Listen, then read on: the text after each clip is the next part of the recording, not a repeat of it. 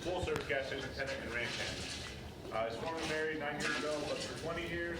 He's got 3 children, Nick, Rachel, Caden. His hobbies are surfing, snowboarding, triathlons. 7 so far, qualified for national championships in Cleveland last year.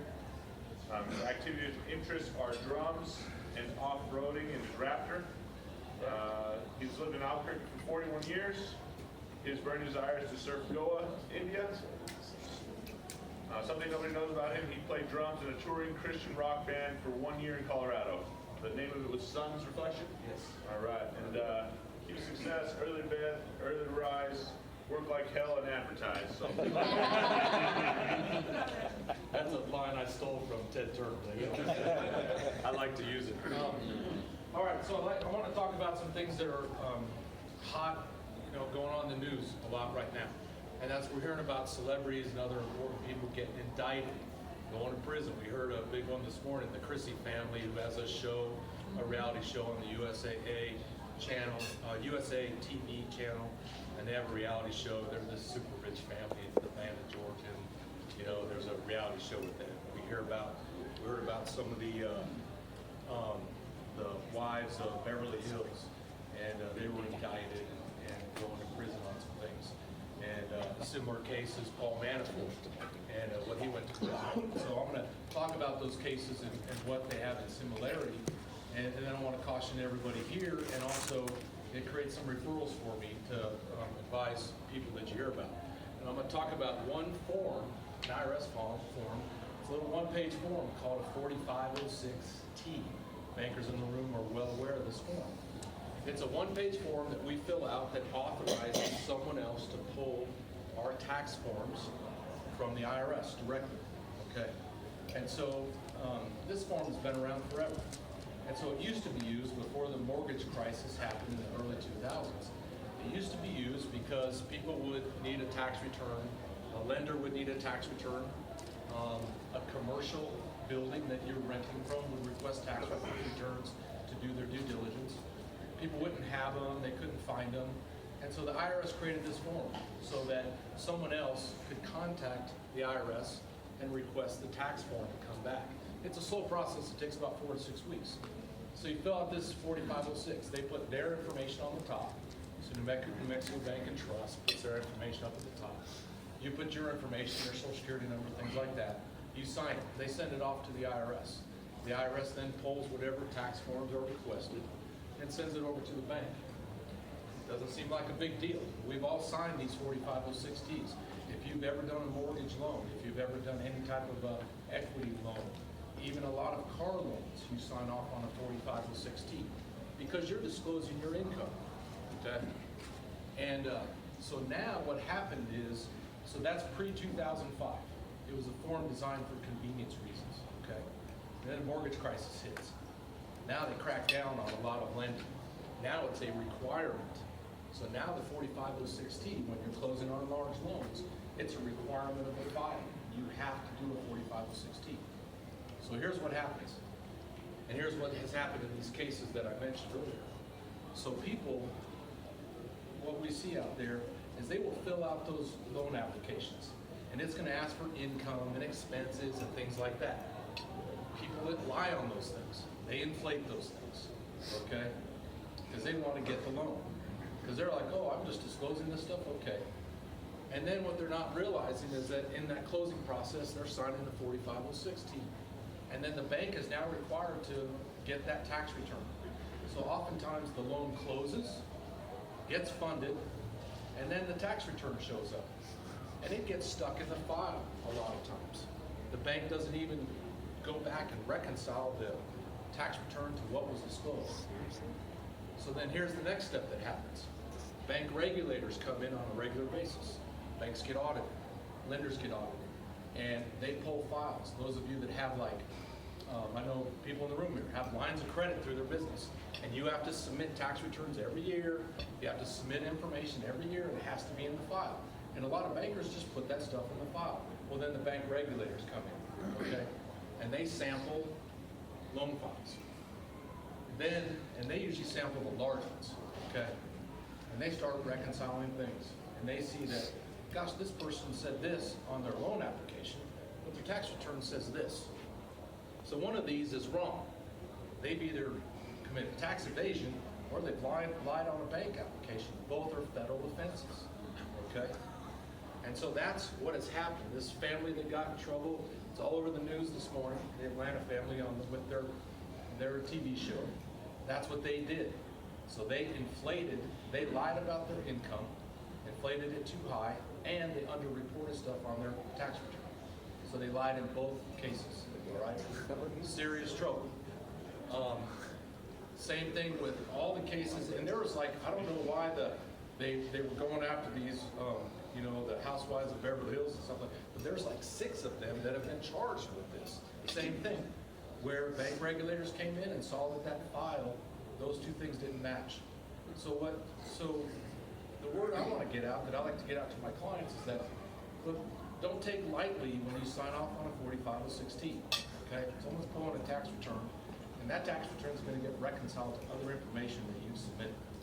Okay, so if you're at a car dealership and you're buying a car on a Saturday and you're hastily filling out some information, and they say, okay, just state your income and stuff like that, because you have a 750 credit score, you're going to qualify for the loan anyway.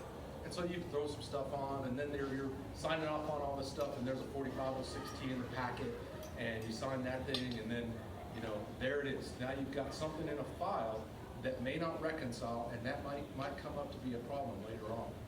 All right, so pay close attention to that. Yes. Is this 4506T form limited in its scope, or once it's in that file, they can go get any tax form you've ever filed? It is limited, so you have to specify the years Okay. that you want information for. Yes. Yeah, that's right. Question. Yeah, are there alternative forms of that? I mean, we all know what IRS forms look like, but like, would a lender have one where it's a computer screen, or you might not be fully aware, or you? Yeah, absolutely, because we do so much stuff online now. Right. Or so much stuff is automated, Yeah. paperless. And so, yeah, however, the way the form has to be submitted to the IRS, it looks like a 4506T. Okay. So they may sign it and things digitally with their banker. Right. But nonetheless, it's still 4506T. So you want to look for those numbers, even if Yes. you're filling out a computer screen. Yeah, yeah, that's right. If you actually put, like, say you're on a Saturday and you didn't know your exact, and you underdid it, like, you're like, well, I know I make more than this. Like, is that still a felony because it's wrong? Or? They're supposed to match up. So But it's still- if you did it in a misleading way to either obtain the financing, Yeah. or you did this over a misleading way to defraud the government, then that's where the problem is. Okay, so if Okay. it was like, well, I know I make less Yeah. than this and I'll qualify anyways, Yeah. get out there, That's they right. would be like, we're still going to slap you with a felony. Yeah, yeah. And there's a So- difference between lying and puffing. Yeah. Yeah. Lying at what? Lying and puffing. Puffing? You think, oh, I make about 120 when you actually make 97. The feds aren't coming to your door for that. Yeah. But if you say you make 200 to get the loan and your tax return comes in at 50. Yeah. Question? Yes, and then which document was it? The 45 what?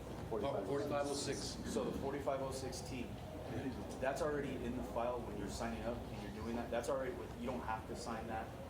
It's a if you're doing, So when you go into a dealership, like he said on a Saturday, Yeah.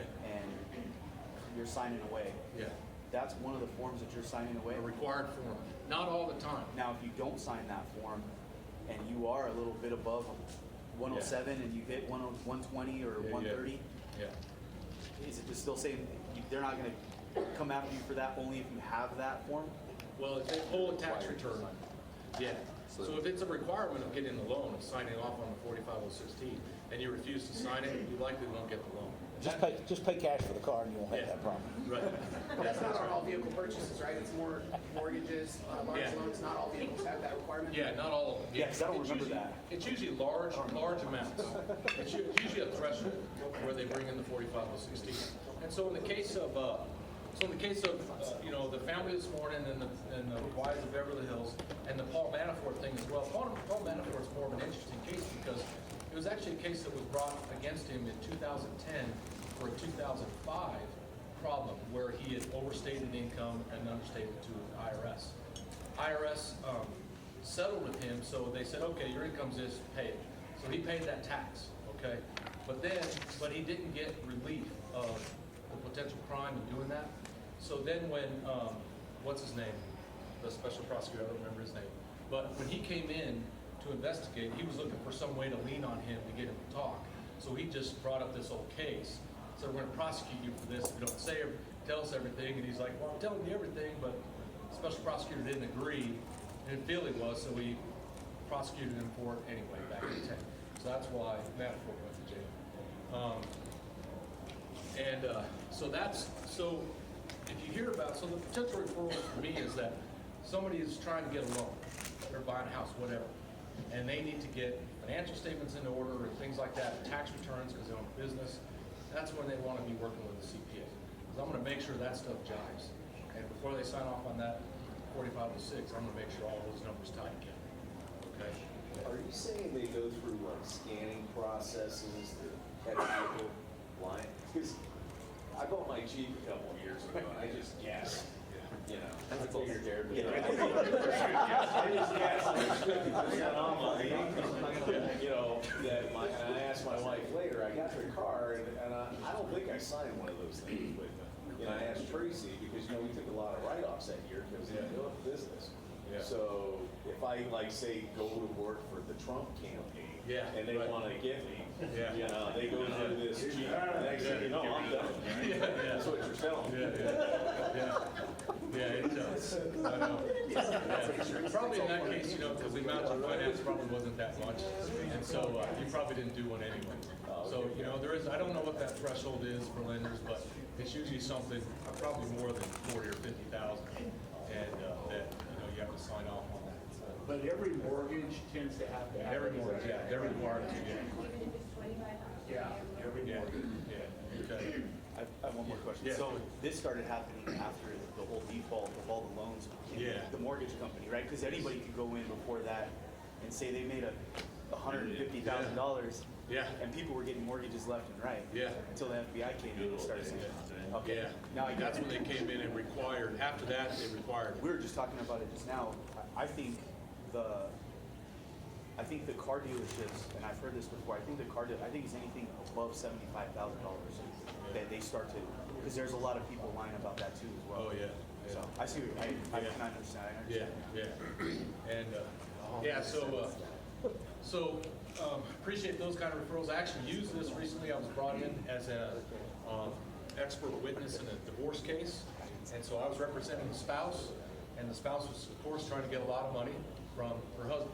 And so he had submitted tax returns and to the court. And so his tax returns are very complex. The guy has a lot of business endeavors, things like that. So I worked my way through these business tax returns and his individual return and came up with what his income number was, and it actually agreed with what he was claiming it was. Then I asked the attorney, the side that hired me, I said, let's subpoena his most recent loan applications or anything he's done with any bank, any information he reported to a bank. And so we subpoenaed that, and we got his information.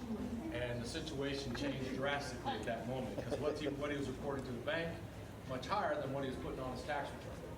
So I was preparing to go on the stand and talk about, well, here's what he reported to the bank, here's his tax return, so you know, I think we should use this higher number, was really all I was wanting to go with. Okay, I'll wrap up the story. So, so basically you're gonna have a CPA on the witness stand saying that he committed a crime, because I'm gonna say, okay, so he lied to somebody, either lied here or lied here. And so the evening before we had the trial, they settled out of court. The client's got a lot more money. Yeah, because he didn't want me on the stand talking about that. Montgomery Dillaboo CPA, thanks everybody.